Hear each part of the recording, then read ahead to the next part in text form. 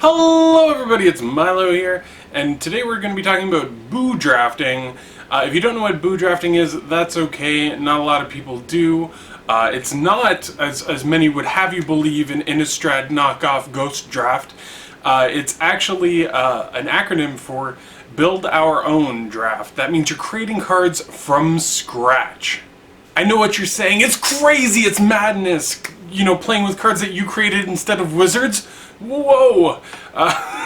So a build our own draft requires there to be an even number of players to draft, preferably 8, but you could even do it with 6 or 4. Each player has a guideline that they have to follow for types of cards that they can create. Things would be like a removal spell in each color, a 1 or 2 drop creature in each color, things like that. The full list of cards that each player would need to create is in the description of this video if you want to check it out. Once each player creates their own cards, they're probably massively unbalanced and amazing and over-the-top cards.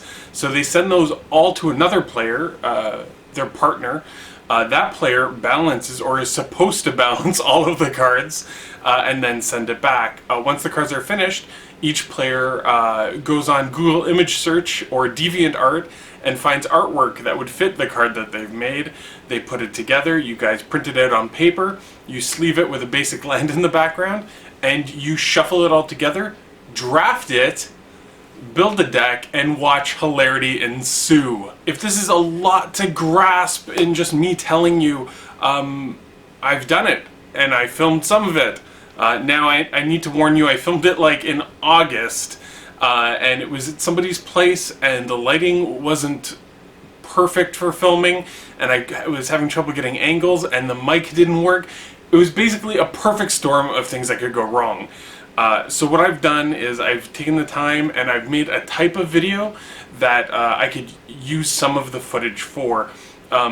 So I did a draft. It's only about 2 minutes long because it's a montage of the cards. You'll understand why when you see it.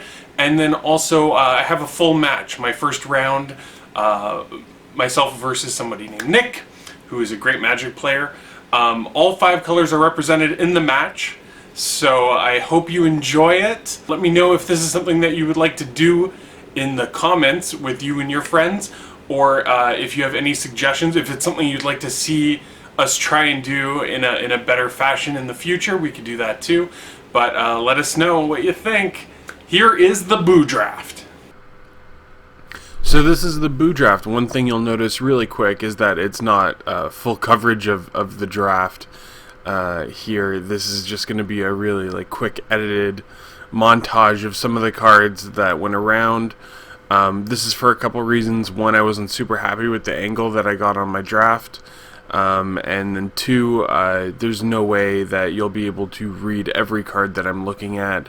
It took me a very, very long time to draft, as it did everybody, because this was the first time we were seeing a lot of these cards, so we were reading everything, at least for the first half of pack 1.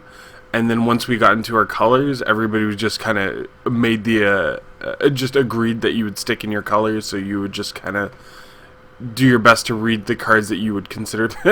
That's Chubby Kid. Yeah, some people build cards around images they found on the internet. That's Olam the Great. That was my favorite made-up card back in the day. We got to make up cards for Cube, and I just remade one of my cards for the BOO Draft. Lots of interesting images and cards that were made. I didn't have time to appreciate everything I was seeing. Lots of planeswalkers based on Magic players that these guys know. Dave the Octopus was one of the ones I made. Knight of Molten Steel as well. That's 3/3 haste first strike for 1 in red, but when it enters the battlefield, is that Dwight Schrute?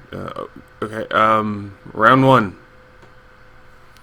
This is the match. It's me versus Nick. I'm playing red-white aggro, and Nick is playing some bug control, also known as Sultai. So I lead with Mountain Mog Battle Rouser. So it's 1/1 landfall. I get a 1/1 creature with haste, and if it's a mountain that I play, all my creatures get +1/+0. So I trigger it. That means I get... This card is busted. This is absolutely a busted card. Would never see play anywhere, even just without the mountain ability. Just a 1 red, 1/1 landfall. You get a 1/1 with haste. Are you kidding me? Even if it didn't have haste and it didn't have that mountain ability, it would still be an insane card. Even if it only had the mountain ability. So landfall, mountain fall, all your creatures get +1/+0.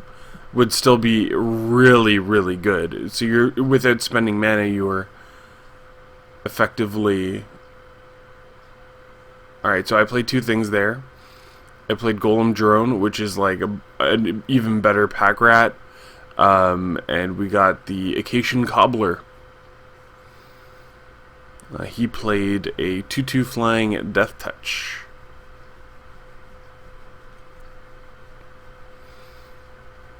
So the Golem Drone is... they don't get bigger, but you pay 2 mana and tap it to make a copy of the Golem Drone. When you're watching this, you see all of the images a lot bigger and clearer than I do right now.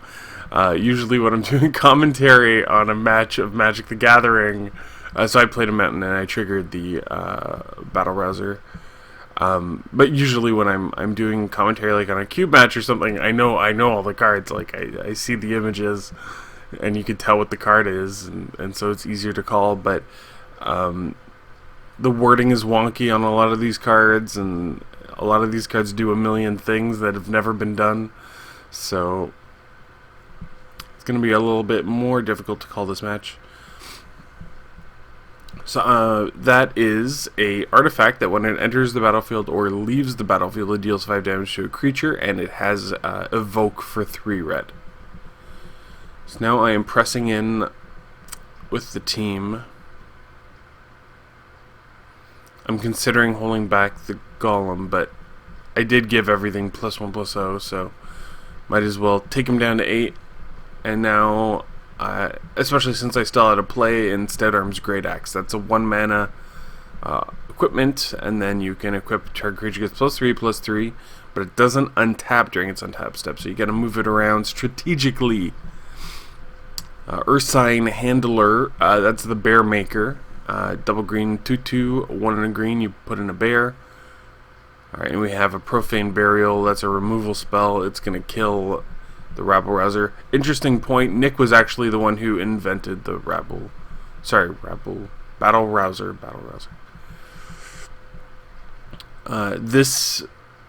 I mean, this is no replacement for actual Magic. It is an experiment to see if you think that you could make Magic cards, how incredibly difficult it is to actually balance a Magic the Gathering set. This is, I mean, you can see already, like, that we were not successful. Like, this experiment has proven that we're not cut out for this. But it was a fun experiment. It's no actual replacement for Magic or anything like that.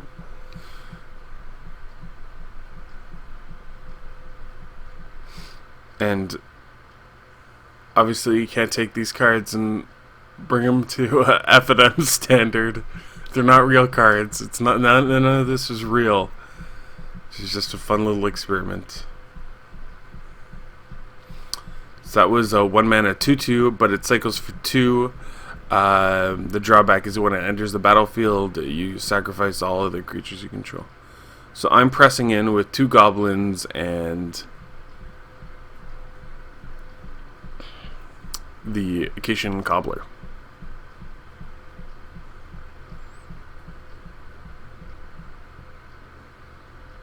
So he plays a Swamp. Now he can start making bears.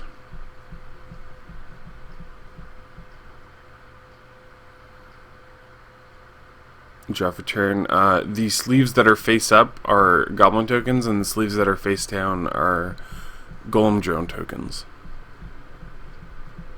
Sorry, nothing's in frame. I apologize. That was my mistake. We have Stout Arms Great Axe equipped to a golem drone token.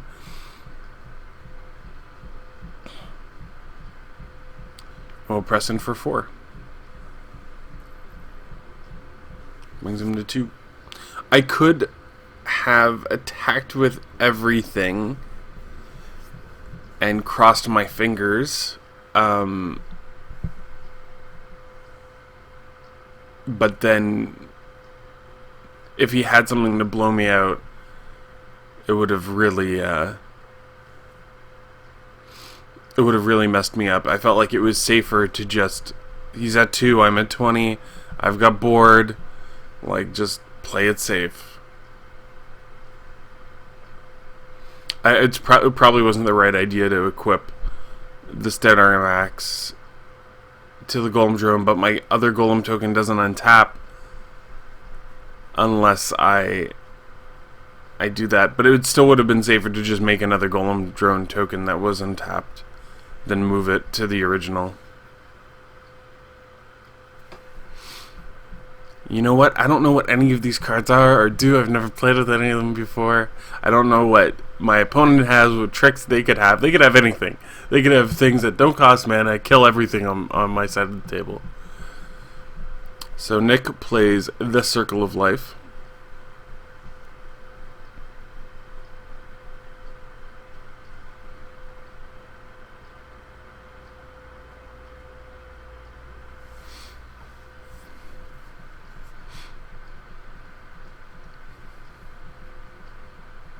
I am sure that there are copyright infringements all over the place. But, you know, we're not selling these cards or anything. These aren't even cards. These are just pieces of paper with images on them, sleeved up and put in front of basic lines. So I forget that this Ursine Handler can make a bear fight a creature.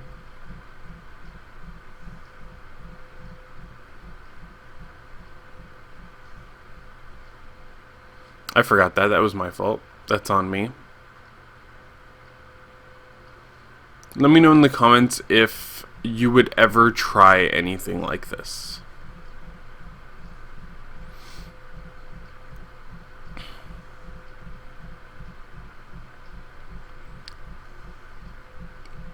Nick's at 2. I feel it. I can feel it in my bones. It's so close.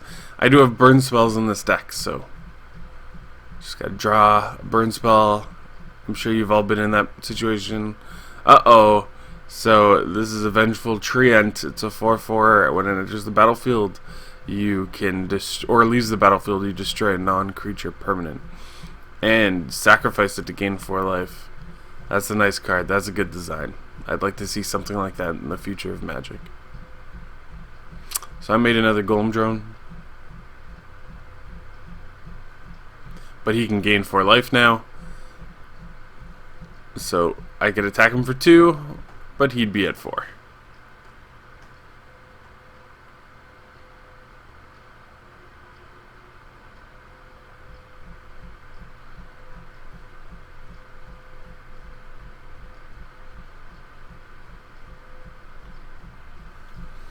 So I have 6 mana here.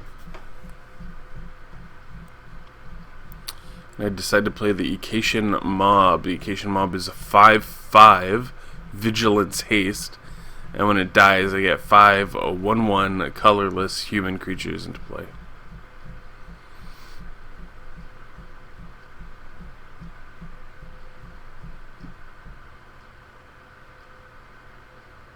I say, whatever. Let's just bring in everybody. Let's bring in the whole team. Get that extra point of damage. Trade a goblin.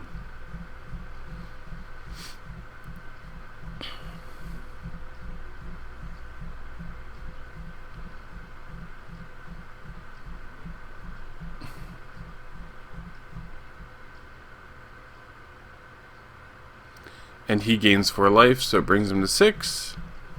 He said he destroys a mountain when the tree ant leaves play, and then he takes 3 damage, bringing him down to 3.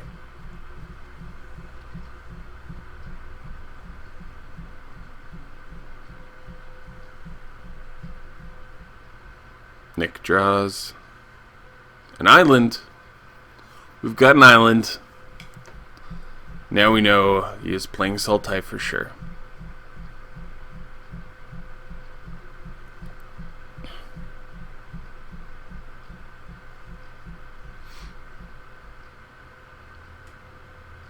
It feels like, I mean, you can't really even call this Magic the Gathering.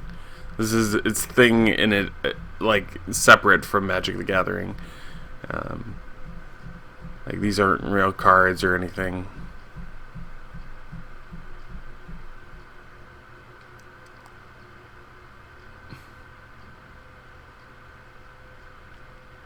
So, Clockwork Worm, or Conqueror Worm, is an artifact creature. It's double black and triple X, and exile that many creatures, and it gains power, toughness, and abilities equal to all of the creatures exiled this way. So since my Acacian mob, Acacian mob was exiled and didn't die, I didn't get my tokens. So I attack with 1 golem, bringing Nick down to 2. Here is a card called Young Punk. I do not have an image of the card, as it was created on the day of the draft by somebody who was 5 cards short of their set. So they made flip cards and they drew pictures on it. Gotta be honest with you right now, not 100% sure what Young Punk does. I believe it's a 2/1. When it attacks, it deals a damage to a creature. If that creature dies, flip Young Punk. And then Young Punk becomes like Stable Dad or something like that. I don't know. So Nick plays a Treasure Cruise. Okay. It's called... you can read it and I can't. But it's basically Treasure Cruise, but it's an artifact, and it also has affinity for artifacts and Delve. Because Treasure Cruise wasn't easy enough to pull off, so they had to make Treasure Cruise just a tiny bit better. It's actually a lot better.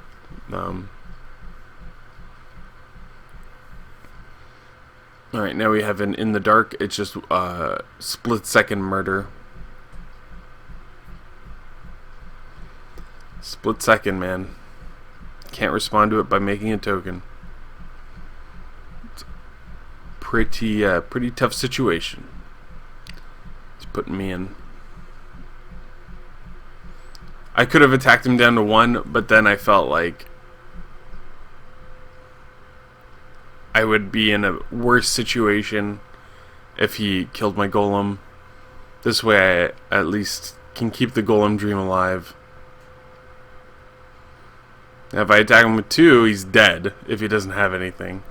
So now it's a little bit more tempting to try to pull it off, because he can't make a bear and fight. You do the bear fight this turn.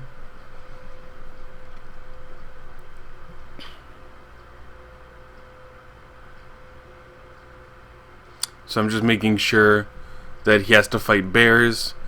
Like, he can't use this worm and fight one of my guys. So I decided to go for it.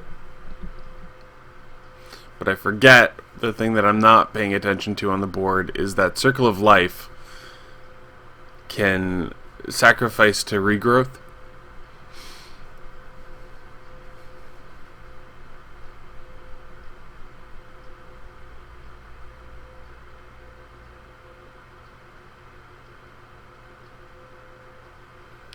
So I believe that's the play. Yep.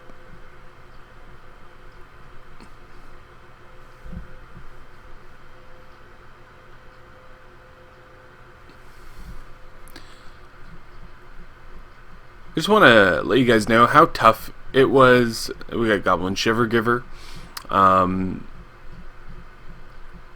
I actually made Goblin Shivergiver because when I saw the Renown Goblin from Origins, I was like, I think I would prefer it as a 2/2 already, and then when it has Renown, it gets a -1/-1 counter and menace.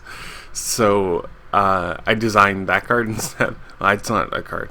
I just wanted to see what would happen if it was like that instead.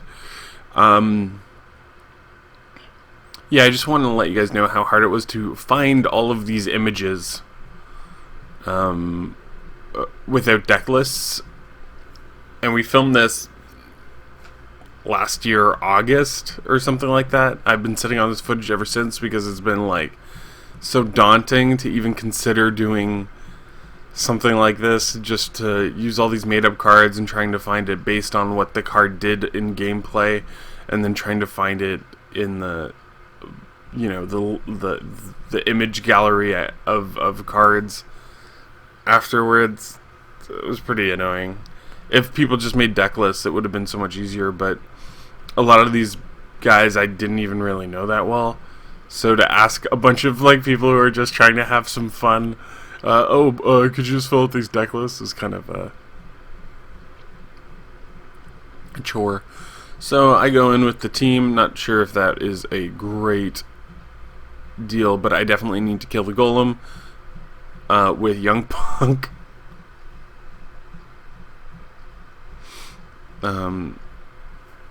My other option was that he was going to either kill all my guys or take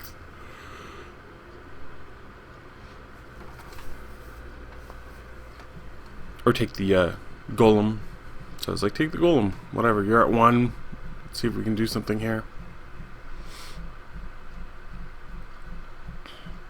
So the Shivergiver trades with the bear because the bear fought the Young Punk, and my Acacian Cobbler dies, and when he dies I have to put a +0/+2 counter on something.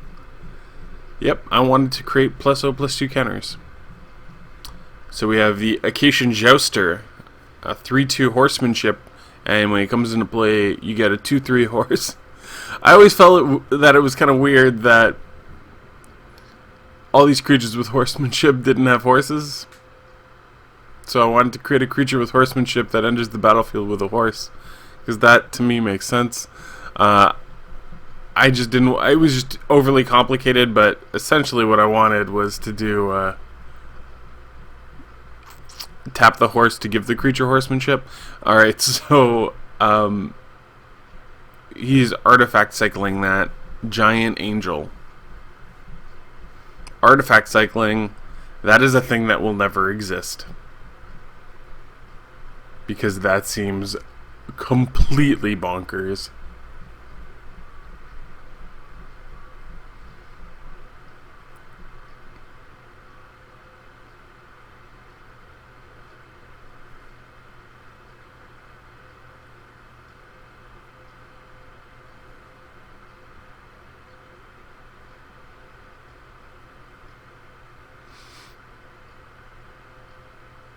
So he's just looking through his deck to see if he has any possible outs to horsemanship. He doesn't have a bear yet.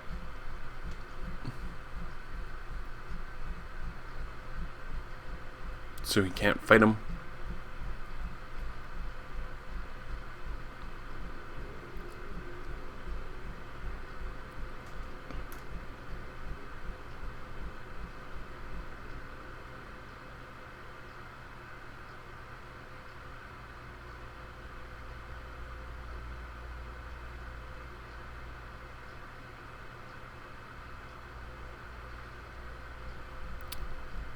Yeah, let me know what you guys think.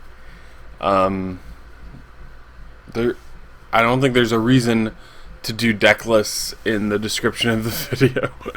It doesn't make much sense. So we're going to lead with Goblin Shivergiver this time, not as good as the way I led the last game. We have Circle of Life.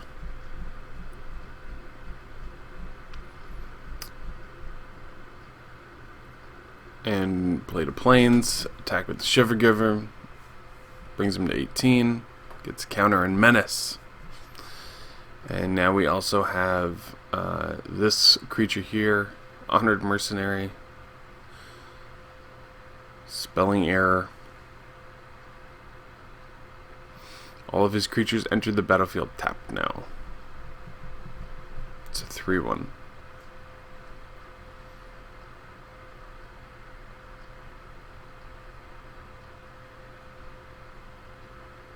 Alright. Played another mountain. Have a lot of options. Start by attacking for 4, bringing Nick down to 14.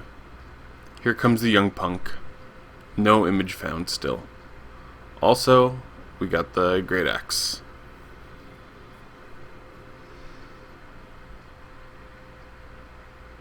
I think end of turn, he Circle of Life, which is like survival of the fittest for lands. A forest into a swamp. Oh, it puts it right into play. I didn't realize that. I guess it lets you just rampant growth. All of your lands become rampant growths at instant speed. Card's really good. That card is amazing. And you get to regrowth. Okay, this is the card I designed, so this is my fault now.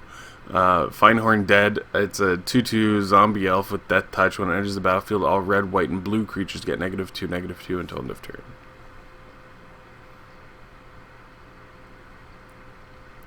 And then I was like, oh, that card's really good right now. And he was like, yeah, that card's pretty amazing. Sucks to be you, Milo. And I'm like, yeah, thanks, Nick. Actually, I really like Nick. I think Nick's a super good guy. If you're watching this, which I'm sure he's not. Super good guy, Nick. Great Magic player. Plays that face-to-face games.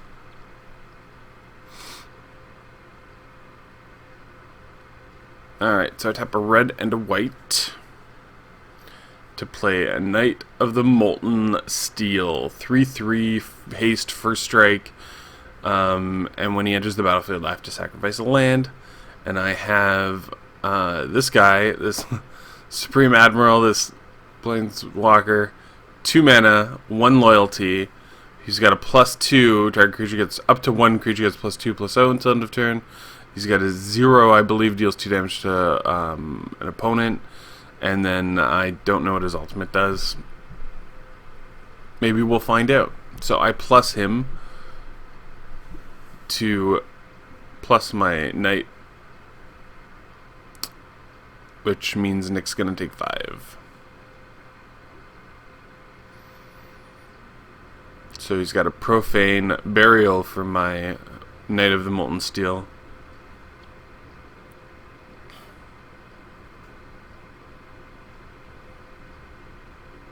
I would love to do this again, but maybe add a couple of the people that I know, like EB or I don't know. I don't think Frank would be. I don't think he would make a lot of playable Magic the Gathering cards, but like maybe a Mark Anderson or an EB.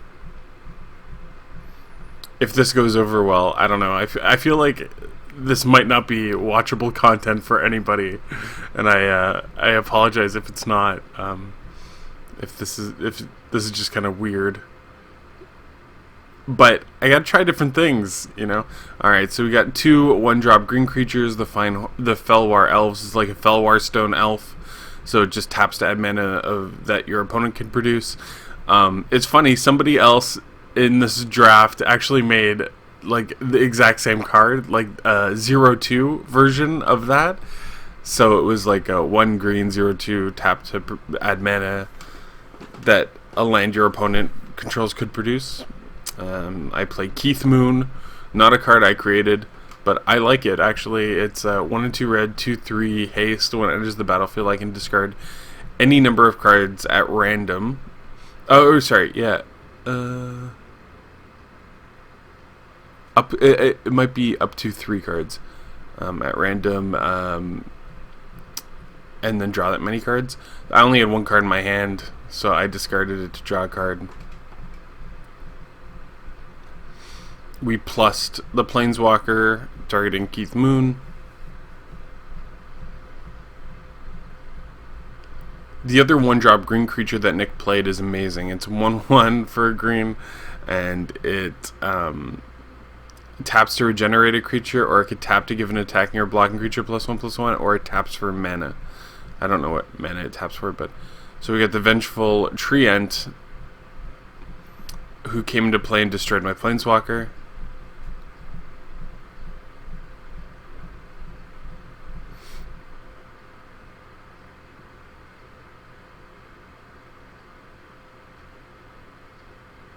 So we're not in the best position right now. I would say Keith Moon's pretty good, but I don't know. You know, whenever you're in that situation where you like look at your mana and you're like, I need land and I need cards to play with the land.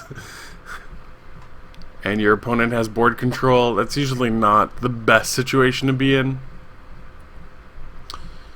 So he sacked it to return this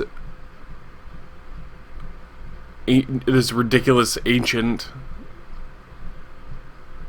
to his hand.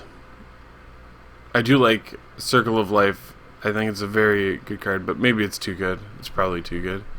And then he plays it. It's 100% too good, but I do enjoy it. Oh, okay, so he's got a Magus of the Recurring Nightmare. Nice. Yeah, that's a good Magus. That Magus will do. That Magus will do. And then he plays the 2/2 Flying Death Touch card. The Magus was just milled into his graveyard with the Ancient. Pass the turn. Yeah, I mean, since I filmed this kind of like middle of last year, I didn't have the top-down system that I used for the Holiday Cube draft in place. We have Sir Tuttlebottom the Deaf. So going forward, if I was ever to record any footage, we got a baby token. It's supposed to be a human, I think, but I'm just using a baby token because that's what was available. Yeah. So now, if I was to do this again or any gameplay footage, I would have access to top-down, and I would do a top-down version of it. But we shot this at Nigel's house. Both Nigel and Zoran organized this. Big thanks to them. They invited me, let me film. Everybody was cool with me doing a recording. I'm sorry that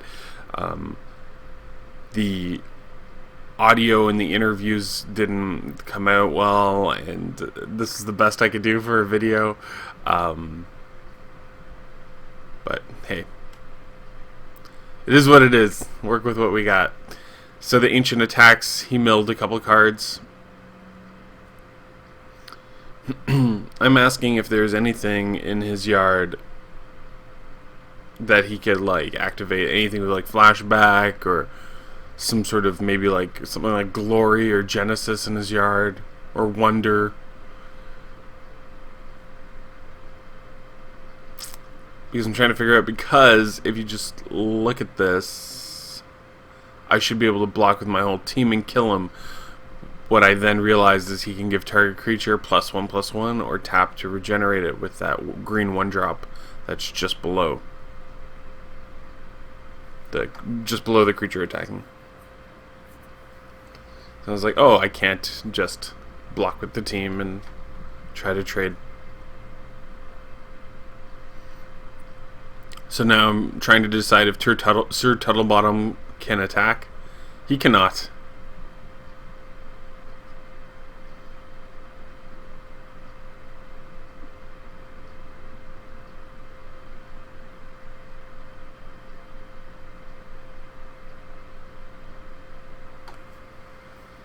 I wonder, from his point of view, if Nick should have sacked the Treant to destroy one of my lands.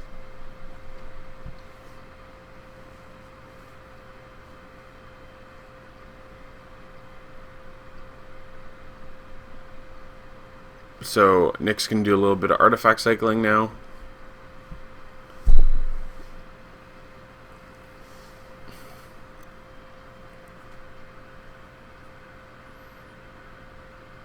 any artifact cycles for something that's basically exhume, but for artifacts. That's a good combo, and I feel like whoever created one of those cards probably created the other card, so they knew that that could happen, and they, maybe wanted that to happen. Well, success. Attacks with the Ancient, mills himself twice, and then he returns lands into play.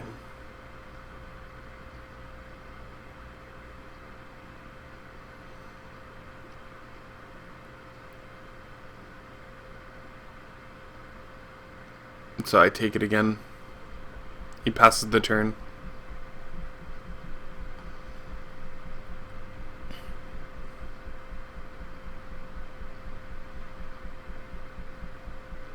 So this is a 2/2 for 1 in a red. When it comes into play, destroy another artifact creature. Or destroy another artifact. It has it has modular too.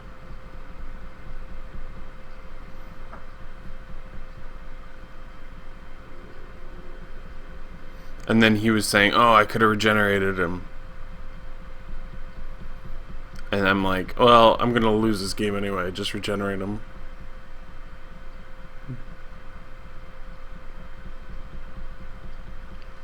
I mean, we don't know what all these cards do, really. I scoop it up and we go to a game 3. Drawing our hand for game 3. Game 3 of the BOO Draft. It's the BOO Draft. No ghosts are involved at all. Just some players playing some Magic. And we lead off with the one, the only, the Mog Battle Rouser. Mog Broken Sauce. So we play a Plains. I trigger the Mog. I attack for 1.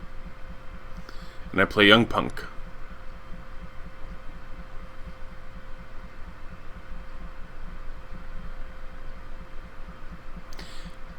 Let me know in the comments if you ever felt like you wanted to create your own Magic cards or your own Magic set. So Nick plays the 2/2 flying Death Touch.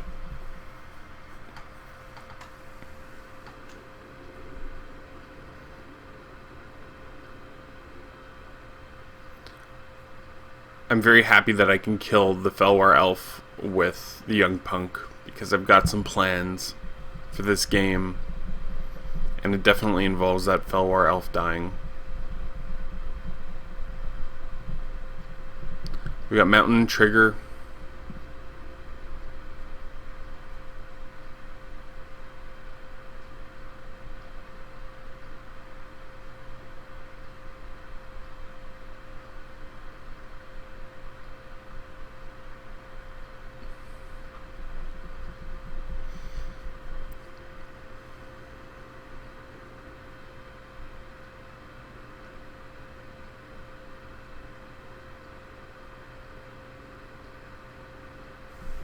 And now I'm trying to plan out my turn, what I want to do.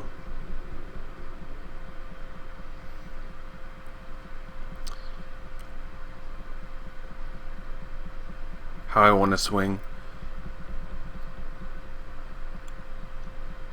Because I do have my team's all pumped up. If he just took it all, it would be 9 damage. Looking a lot like game 1.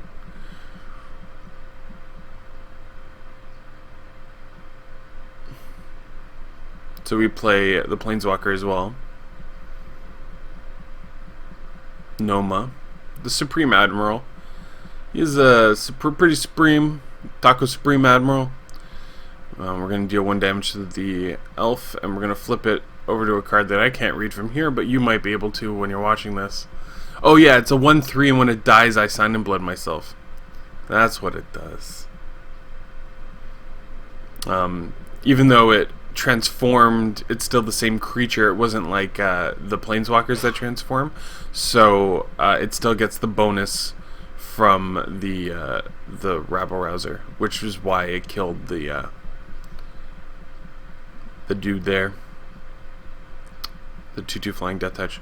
So we're gonna play Glen Chabrona. 2/1 haste. I didn't play it before my attack because I drew it off the Sign in Blood when that creature died.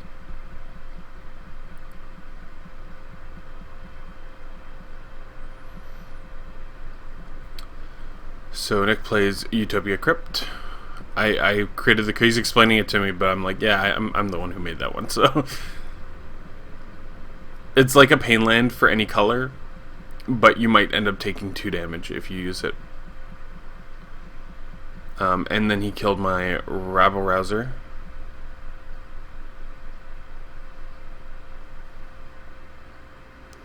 I play the Shiver Giver, and now I've got stuffs. Salt the earth. This is my plan all along. All my creatures gain tap to sack a land to destroy a land.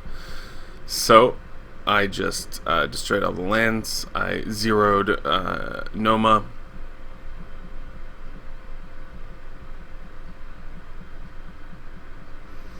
Untap.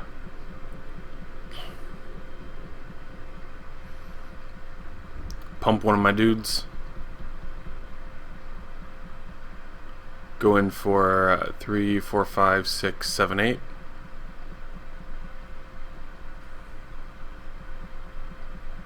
Shiver Giver gets a counter. And then he packs it up. That was the Boo Draft. Let me know what you guys thought. If you want to see anything like this in the future. And, yeah. Thank you all. Goodbye.